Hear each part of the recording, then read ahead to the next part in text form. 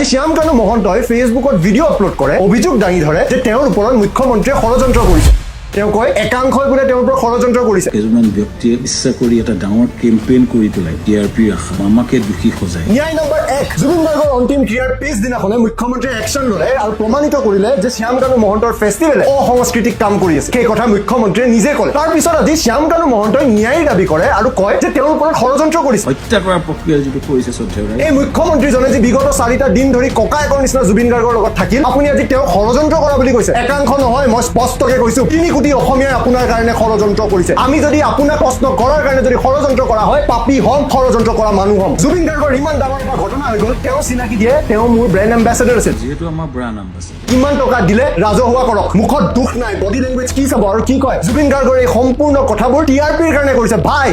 বেপাৰী কয় হ'ব পাৰ আমিবোৰ নহয় অসমবাসী মানুহ বেপাৰী নকবি আৰু অসমত তদন্তও কি চলিছে শেখৰ জ্যোতিক ইমান দিনৰ পিছত গ্ৰেপ্তাৰ কৰিলে আজি সিদ্ধাৰ্থৰ কোনো আতাপতা